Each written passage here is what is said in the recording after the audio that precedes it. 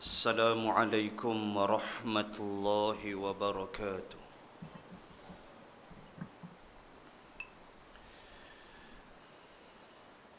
الحمد لله الذي نزل الفرقان على عبده ليكون للعالمين نذيرا، الذي له ملك السماوات والأرض ولم يتخذ ولدا ولم يكن له شريك في الملك وخلق كل شيء فقدره تقديرا. صلاة وسلاما على رسول الله سيدنا محمد وعلى آله وأصحابه أجمعين. سبحانك لا علم لنا إلا ما علمتنا إنك أنت العليم الحكيم. اللهم فقهنا في الدين وعلمنا تأويل، لا حول ولا قوة إلا بالله العلي العظيم. أما بعد، أعوذ بالله من الشيطان الرجيم. ولقد أتوا على القرية أمطرت مطر السوء أفلم يكونوا يرونها بل كانوا لا يرجون نشورا. صدق الله العظيم. Yang saya hormati pengurusi berserta seluruh ahli-ahli jawatan kuasa masjid dan qaryah, pegawai-pegawai masjid, Al-Fadil Tuan Imam yang telah membacakan Al-Baqarah pada juzuk yang kedua dan Al-Kafirun di rakaat yang kedua. Para asatizah, muslimin dan muslimat, semoga dirahmati Allah Subhanahu wa ta'ala. Saya melafazkan syukur kehadrat Allah Subhanahu wa ta'ala yang telah menyampaikan saya di masjid ini, saya kira buat kali yang kedua. Lama dulu ada sekali tahun 96 tak silap. Malam ni hadir, itu pun saya kidnap kuliah saya di Langkawi malam. Pihak Langkawi izinkan, tapi mereka kata sekali ya, jangan kidnap banyak-banyak. Tu yang saya boleh datang, Masya Allah, nak cari tarikh tak jumpa, terpaksa kidnap kuliah bulanan di Langkawi. Terlepaslah malam ni ikan bakar dengan sotong di Langkawi. Jelutung punya pasal. muslimin dan muslimat, ayat yang saya baca tadi adalah ayat yang ke-40 surah Al-Furqan, juzuk 19, surah nombor 25 selepas An-Nur, sebelum Asy-Syu'ara. Saya baca ayat nombor 40, menceritakan tentang kisah perjalanan manusia-manusia yang angkuh dan sombong, yang tidak boleh menggunakan panca inderanya untuk melihat tanda-tanda kebesaran Allah Subhanahu wa ta'ala. Ayat 40 surah Al-Furqan itu menceritakan perjalanan rutin bulanan yang dilakukan oleh Abu Jahal dan musyrikin Makkah, iaitulah rutin perjalanan mereka melakukan misi perniagaan mereka di musim panas dan di musim sejuk, Asy-Syita As-Saifi. Mereka akan berjalan pada waktu syita, pada waktu saifi. Syita musim sejuk, saifi musim panas. Tu Allah sebut li'ilafi Quraisy. Hafai dah ayat tu. Hak tu tak hafai, cari pasal. Allah cerita dalam tu, mereka membawa barang-barang dagangan mereka. Tu memang budaya orang-orang Arab. Dia berniaga ni, budaya dia sampai sejak dulu sampai sekarang, sampai kiamat. Tengoklah di Makkah, tengoklah di Madinah. Siapa tak biasa pi, insya-Allah nanti sampai boleh tengok keadaan orang Arab berniaga. Bila berniaga, mereka ada dua season, dua musim, sejuk dan panas. Bila musim panas, Abu Jahal dan musyrikin Makkah, mereka akan berjalan menuju Jordan dan sampai Syria. Itu musim panas, atau dulu dikenali dengan bumi Syams. Sekarang ini bumi Syams ialah Syria atau Suria, itu yang betulnya Suria, atau Syria, Palestin dan Urdun, iaitu Jordan. Tiga ini dipanggil bumi Syams. Mereka akan pergi pada musim panas. Summer season, Saifi, mereka ke Syams. Kemudian winter season atau Syita, mereka akan turun ke selatan, ke Yaman. Itulah budaya mereka. Berniaga bukan jual kuih hakuk tepi jalan. Berniaga bukan kecil-kecil macam kita, tapi import ekspor yang besar.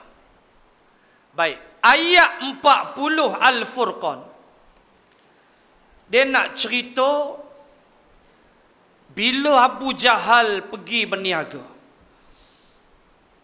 Bila Abu Jahal dan musyrikin pergi waktu musim panas,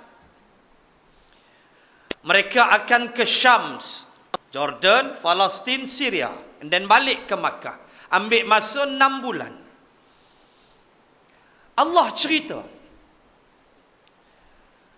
Bukan Allah nak cerita sangat soal berniaga tu. Tu memang dah kerja manusia berniaga. Zaman dulu kita ada barter trade. Kita belajar sejarah. Kita ada barter trade. You ada apa? I ada ubi kayu. You ada rokok. Tukar. Member hak rokok bagi ubi kayu bagi hak geng rokok. Dia panggil barter trade. Berniaga cara tu. Ini manusia. Dia tahu apa dia nak buat untuk earn something untuk family dan keluarga dia. Bukan soal berniaga tu yang Allah nak cerita sangat. Tapi soal hati perut Abu Jahal. Yang tu Allah nak cerita. Soal hati perut Abu Jahal, soal hati perut musyrikin Makkah. Yang tu Allah nak cerita supaya kita jangan ikut yang tu. Berniaga hak ni normal. Cuma jual barang halal ke haram tu saja. Ada riba haram, tak ada riba beres. Berniaga budaya manusia. Allah Ta'ala ajar perniagaan ini dalam Quran. Baik. Nak cerita hati perut Abu Jahal hak lawan Nabi. Itu main point dia. Itu yang mesti dilihat. Itu yang mesti kita pandang dengan pandangan yang cukup tajam. Ini Quran aja. Quran tidak bermain dengan persoalan remeh-temeh. Tidak. Every single of verses of Quran, Allah tidak pernah main soal remeh-temeh. Allah ajar kita supaya memahami setiap ayat Quran, mengajak, memaut kita supaya think big frame, memikirkan frame yang besar dalam hidup, supaya ia boleh mengubah kehidupan kita. Baik, ayat 40 Al-Furqan. Apa big frame-nya? Apa big picture-nya? Ialah hati, budi, jahat Abu Jahal dan musyrikin Makkah dan persoalan tertutup hati. Yang ni kena fikir. Baik. Allah kata apa? Balik-balik ayat tadi. Walaqad atau 'alal qaryah. Tiap kali Abu Jahal dan musyrikin Makkah bawa barang dagangan pergi ke Syams, musim panas, Allah kata mereka akan lalu alal qaryah. Mereka mesti melintasi sebuah qaryah, sebuah kita katalah negeri. Apa dia? Di mana qaryah ini, tempat ini, Allah kata allati umtirat mataras saw. Di mana tempat yang Abu Jahal lalu, musyrikin Makkah lalu, tempat itu ialah satu kawasan yang kata Allah umtirat mataras saw. Matar apa? Matar hujan. Mim ta ra, matar hujan. Mim ta alif ra, matar airport, lapangan terbang. Ada alif dia jadi airport, tak ada alif dia jadi hujan.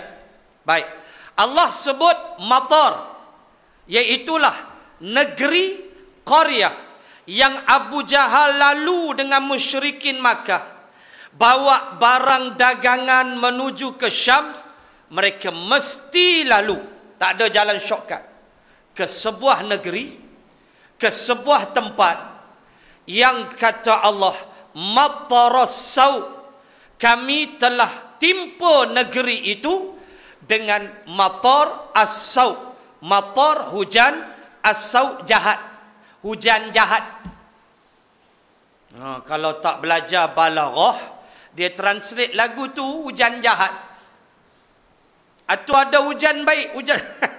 Dia kena faham balaghah. Iaitu maksudnya ialah dihujani dengan ketolan-ketolan batu hasil daripada kemurkaan Allah.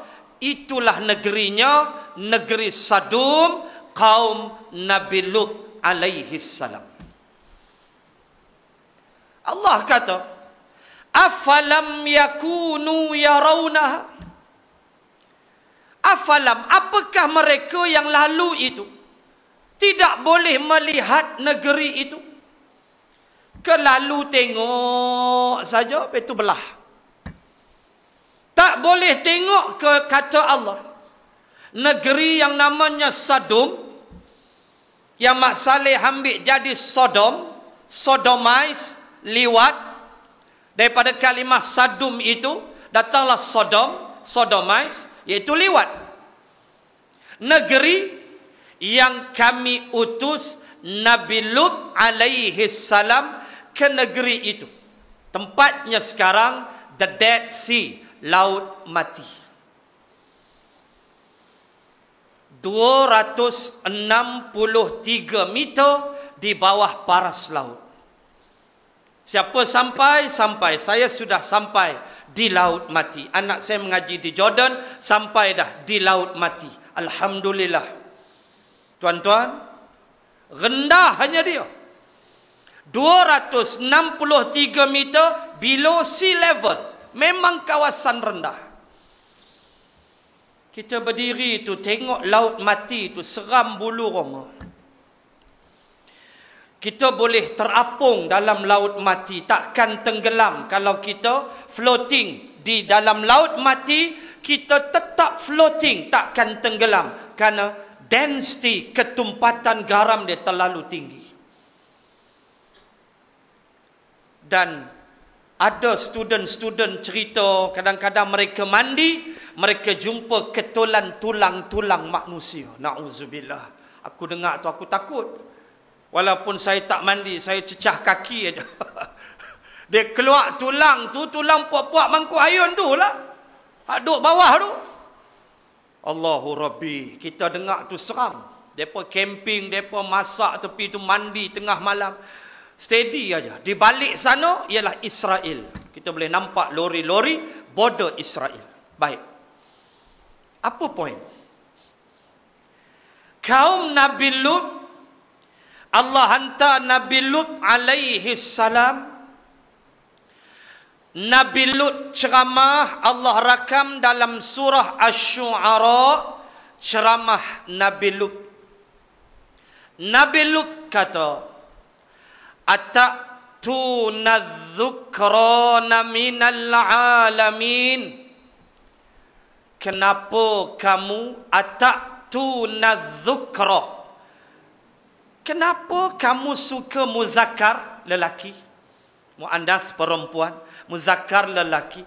Kenapa kamu syok sesama lelaki? Nabi Lut tanya. Walhal Nabi Lut ada anak perempuan 2 orang, punya cantik. Tak ndak kejantan juga. Malaysia ni ada tak? Ada. Cuma mereka tak boleh didaftarkan. Pernah mereka mohon untuk didaftarkan Pertubuhan Gay se-Malaysia. ROS reject. Kalau lulus, mereka akan ada mesyuarat tahunan gay se-Malaysia. Dia ada presiden gay dia. Dia ada timbalan presiden. Dia ada naib-naib presiden. Pakai subang semua mesyuarat. Jantan semua. Mampu cerah Kuala Lumpur. Teruk. Kalau di Sweden, perkahwinan sejenis adalah halal. Di Sweden boleh kahwin lelaki sama lelaki. Announce depan padri, nanti padri akan isytihar bahawa kamu sekarang husband and husband. Lepas tu celapak, misai belaga misai. mampu. Ini berlaku di Sweden. Dia halal, undang-undang dia boleh kahwin lelaki sama lelaki.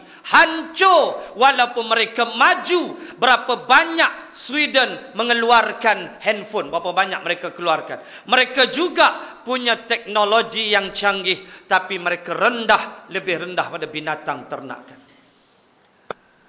Nabi Lut nasihat, tak mau dengar, ringkas cerita. Allah angkat bumi, aliyaha safilaha, yang di atas ke bawah, yang bawah ke atas, Allah empuk. Empuk, terbalikkan empuk. Kemudian kelilingnya letusan gunung-gunung berapi.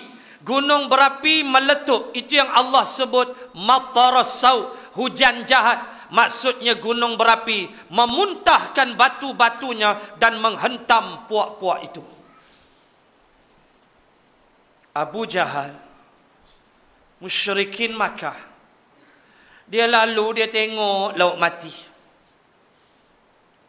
Apa poin besarnya? Mereka lalu tengok saja. Mereka tidak ambil iktibar kejahatan puak Nabi Lut yang lawan Nabi, yang lawan Rasul namanya Lut. Akibatnya lah kehancuran, kerosakan, kebinasaan.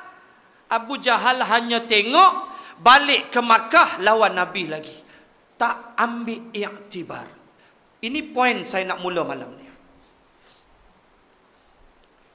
Hati ini, hati yang tidak dapat melihat keburukan, kejahatan, kemungkaran, maksiat dan kemurkaan Allah, itulah hati yang parah, hati yang mati, hati yang rosak, yang kalau dia berjalan, dia adalah bangkai-bangkai bernyawa. Dia tidak ada fungsi di atas muka bumi Allah Subhanahu wa ta'ala. Hujung dia terbitlah takabbur, uluwan, takabbur, meninggi diri yang menghancurkan hidupnya dan masyarakat sekelilingnya.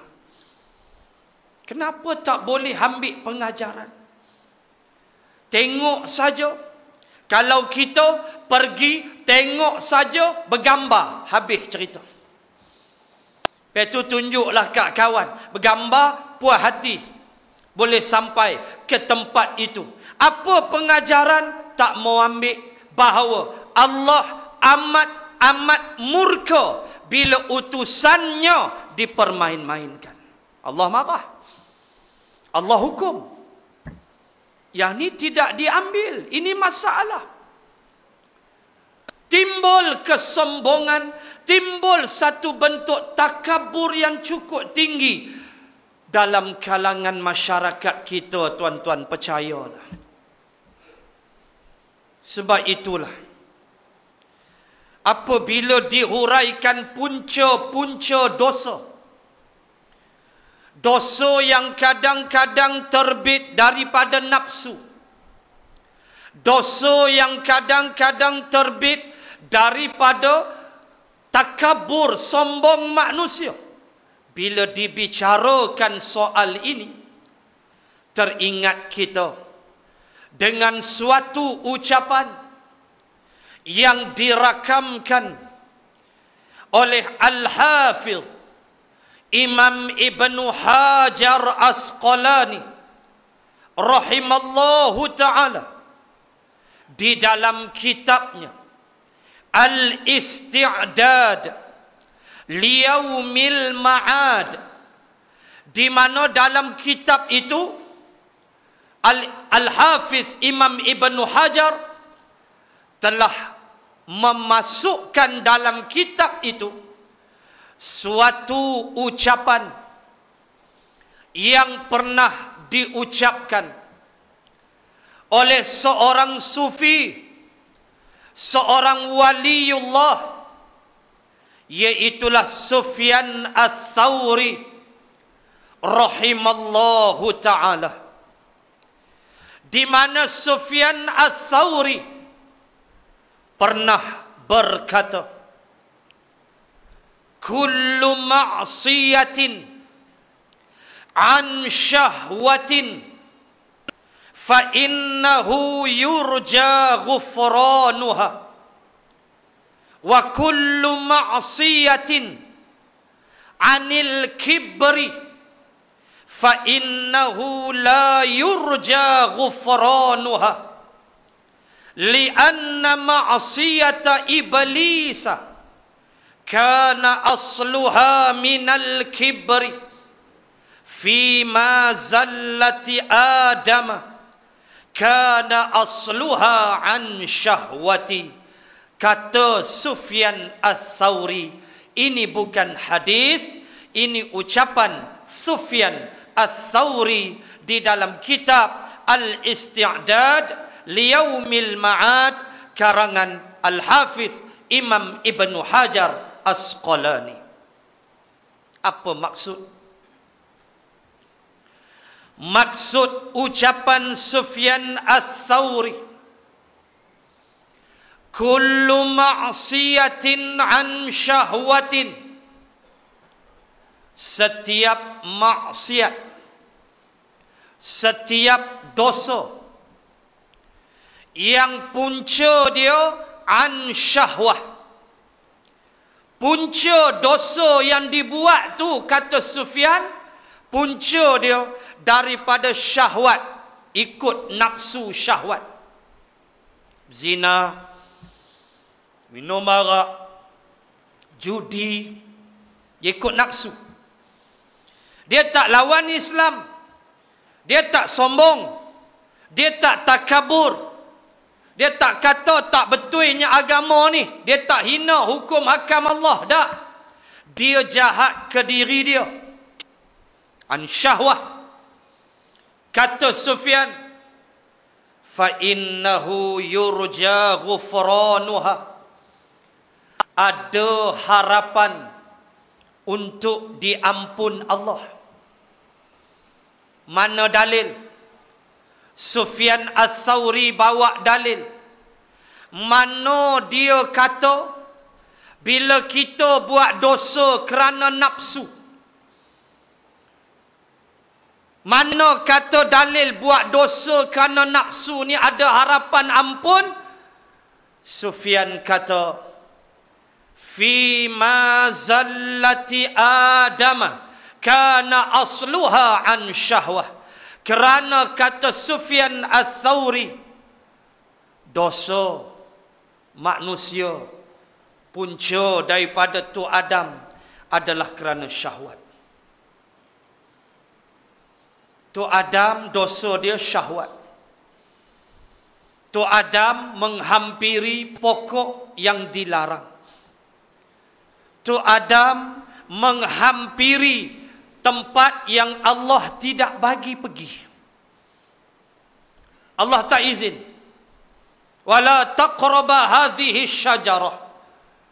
Masuk syurga dengan segala nikmat. Allah suruh makan, pergilah penjuru mana syurga. Tapi jangan hampir pokok itu. Adam dan Hawa alaihimassalam menghampiri pokok dan makan sekali buah yang dilarang kerana nafsu. Allah ampun tak Nabi Adam? Ampun. Rabbana zalamna anfusana sampai habis ayat suratul A'raf. Allah ampun tak? Ampun. Itu dalil. Tapi kata Sufyan, dosa yang berpunca anil kibir, daripada kibir, daripada takabur, la yarjuna ghufranuha, tak ada harapan Allah nak ampun. Dalil dia iblis. Kana asluha minal kibir, karena iblis datang dosa dia daripada kibir, takabur. Tak mau dengar cakap Allah, usjudu li Adama, sujudlah pada Adam. Sujud bukan makna sujud macam solat, tapi hormat. Tak boleh manusia sujud kepada manusia, kecuali kata Nabi, kalaulah Allah izin manusia sujud kepada manusia, maka sudah lama aku perintahkan isteri sujud kepada suaminya. Itu Nabi kata. Tapi Allah tak izin walaupun tingginya darjat suami. Usjudu makna hormat. Adam langgar perintah Allah. Adam takabur. Ini orang takabur. Dia tak ambil pengajaran. Hati dia keras, rosak, hancur. Dia tak boleh fikir dah apa yang baik, melainkan membantah perintah Allah.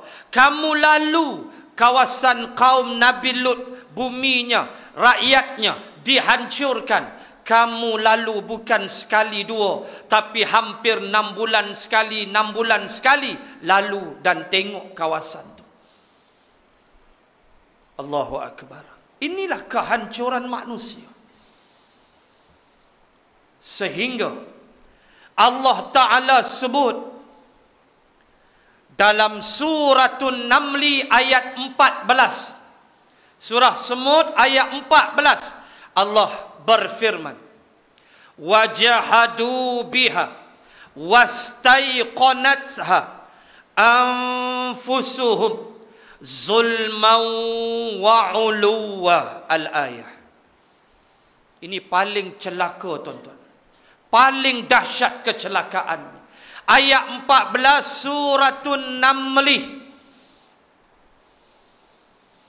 cerita tentang kesombongan, kejahatan Fir'aun. Cerita apa Allah beritahu?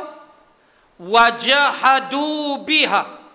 Mereka bantah Nabi Musa. Mereka lawan Nabi Musa dalam keadaan wastaiqanatha. Mereka yakin benarnya Nabi Musa. Ini kecelakaan tak ada ayat. Allah sebut mereka lawan Musa, Fir'aun dan rakyat dia lawan Nabi Musa. Bukan lawan jahil tak tahu. Kalau jahil boleh maaf lagi. Tapi tak boleh berkekalan dalam kejahilan. Tak tahu solat, tak tahu rukun solat, berdosa. Kena belajar. Tak boleh duduk dalam kejahilan. Kenapa engkau solat? Jawab dia, sebab kawan tu solat, aku solat lah. Bahaya jawapan tu. Dahlah tak tahu rukun, makruh, sunat, batal solat, dia tak tahu. Dia main hentam aja. Imam Ghazali hukum solat sebegini tidak diterima Allah. Dia mesti ada ilmu. Apa pun kita buat ilmu, tapi masyarakat akhir zaman, ya Allah, ya Rahman. Tuan boleh bezalah kalau hypermarket yang baru dibuka dengan masjid baru dibuka. Berapa ramai yang pergi? Mana yang kuat seduction dia, daya tarik yang menarik dia? Kalau tak hypermarket, dengan offer dia, dengan lelong dia, dengan barangan baru dia, mai masjid baru rasmi dik gubernur, rasmi dik sultan. Berapa kerat yang mai lepas tu? Atau waktu hari perasmian, adalah boleh kira kursi ramai pada orang. Ni akhir zaman tuan-tuan. Kita tengok benda ni berlaku. Kalau waktu maghrib mereka sanggup bagi signal, singgah warung, kedai mana makan, azan dah berkumandang. Tak boleh ke semayang maghrib dulu, siap beratuk lagi nasi kandar. Tak tahulah kedai mana. Waktu bila? Azan maghrib dah. Tak boleh ke berhenti dulu pergi solat, lepas tu hang nak makan dengan cermin-cermin warung tu hang makanlah. Tak ada siapa larang. Berhenti semayang dulu. Tak. Jauh tuan-tuan. Kok nak pi mengaji, aku tahu dah ustaz tu nak habaq apa. Tahu dah, dia kasyaf. Aku tahu dah ustaz tu nak kata kat orang. Pi nak kata kat lembu. Buat poster lembu limin, lembu limat. Dijemput hadir, bukan muslimin, muslimat dah. Panggil lembu mai. Quran cerita orang ke? Ya. Quran semua cerita orang yang baik dan orang yang jahat. Kena cerita soal orang. Kena ada ilmu. Tak ndak. Allahu Rabbi. Tuan-tuan tengok ayat. Walaqad ataina Dawud wa Sulaima ilma. Ayat 15 suratul Namli. Allah kata, dan demi sesungguhnya kami kurniakan kepada Daud dan Sulaiman ilmu. Orang Melayu yang malas menuntut ilmu, yang akhirnya dia sombong. Percayalah, orang jahil ni lah yang akhirnya jahilnya jahil murakkab, jahilnya jahil berlapis-lapis murakkab, akhirnya dia lawan Islam bi ghairi ilmin. Mereka-mereka inilah yang akan memberi taksiran yang buruk terhadap Islam. Mereka inilah. Tak cukup dengan orang-orang di barat. Tuan, hari ini 11 September. Today is 11 of September 2001. Jangan lupa. World Trade Center di Manhattan Street. Dua bangunan yang hancur, yang akhirnya membawa kepada satu bentuk perception, negative perception terhadap Islam. Hasil daripada dua building yang runtuh, Islam diserang, Islam ditafsirkan oleh Barat dengan tafsiran yang begitu kuno sekali. Cukuplah Barat yang tidak belajar Islam. Tiba-tiba kita Melayu pun sama. Menafsirkan Islam ikut selera kepala otak kita. Sedangkan Nabi Dawud dan anaknya Sulaiman alaihimassalam, Allah Ta'ala sebut mereka itu ilma, kami beri ilmu. Kita siapa? Tu Nabi Rasul tu Dawud dan Sulaiman. Dua-dua Nabi, dua-dua Rasul. Tapi Allah sebut kehebatan mereka kemudian. Awal Allah sebut mereka itu ilma, kami beri ilmu. Allah sebut kehebatan mereka kemudian. Allah sebut ilmu dulu. Kita hebat tara mana abak meh? Pembangunan kita hebat tara mana? Kita punya teknologi hebat tara mana? Tolong beritahu. Bolehkah teknologi kita walaupun sudah sampai kepada tahap nanoteknologi, sudah sampai ke tahap nano. Saya belajar engineering, saya tahulah nano tak nano. A very tiny, terlalu halus teknologinya. Daripada microtech, kita sekarang sudah nanotech. Dulu kita microteknologi. Micro 10 to the power of minus 6. Itu micro. 10 ganda negatif 6 means 0.000006. Not even 1, not even half. 0.00006. Itulah micro. How tiny it was. Nowadays, bukan micro, nano. Nano 10 ganda negatif 9. Teknologi kita sekarang. Internet ke, Twitter ke, apa saja, fiber optik ke, apa saja guna nano sekarang. Apa berlaku di Eropah? 2 minit. 2 minit apa? 2 second sampai di Malaysia. Dulu anak mengaji overseas, jenuh email dulu, ingat dulu. Kita belajar dulu, saya jauh juga lah mengajinya.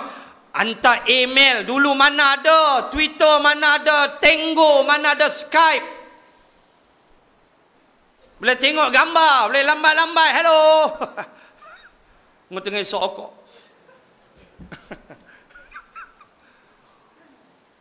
Dah overseas, sok ayah tengok pengsan. Dahsyatnya 10 ganda negatif 9. Nowadays, al-an, sekarang, at present, sekarang ini 10 ganda negatif 9, Allahu Akbar, lebih halus daripada mikro. Boleh jadi in future, mustaqbal, maybe 20 years ahead, kita akan cross pico technology. Pico ialah 10 ganda negatif 12. Waktu tu handphone tak payah tekan lah. Terus on.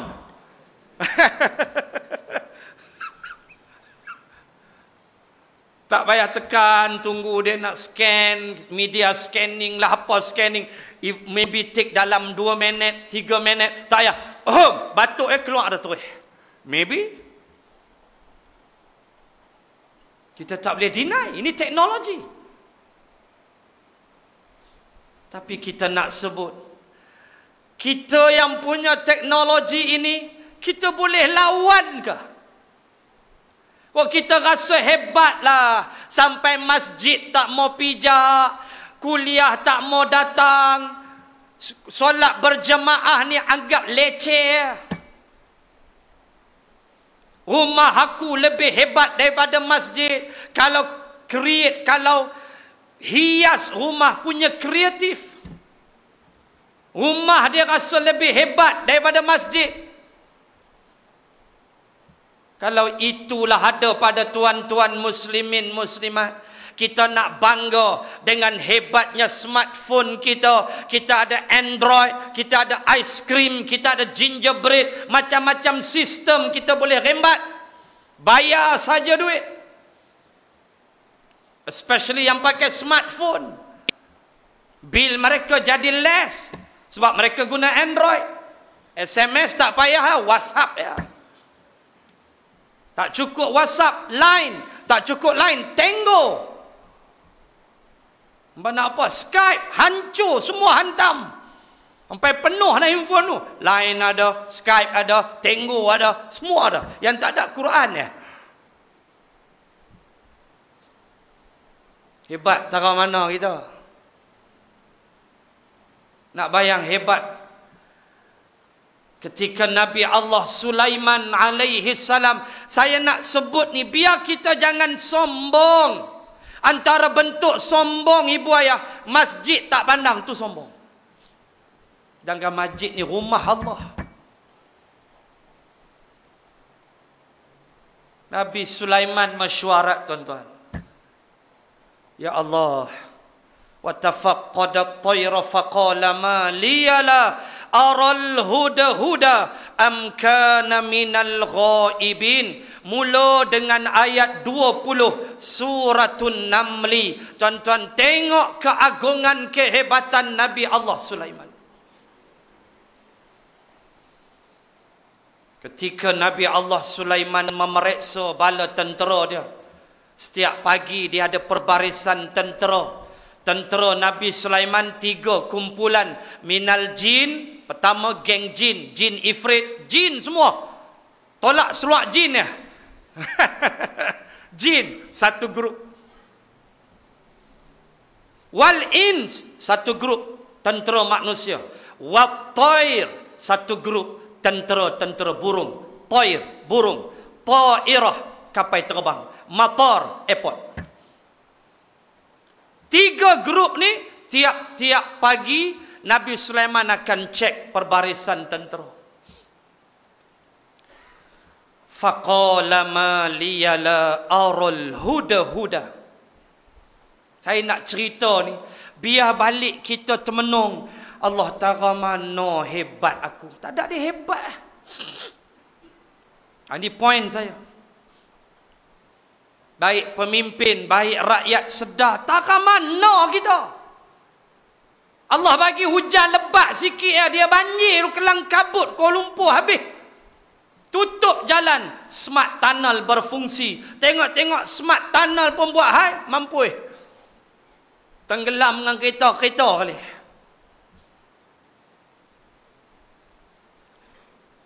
Tiba-tiba Nabi Sulaiman, lam aral huda-huda. Kenapa aku tidak tengok burung hud-hud? Allahu Akbar. Dia cek pembarisan jin. Okey, jin boleh keluar.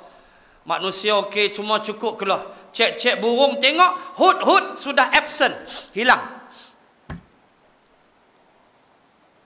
Nabi Sulaiman kata, mana ini hud-hud? Jawab M. Nasir, tanya sama hud-hud. Itu M. Nasir.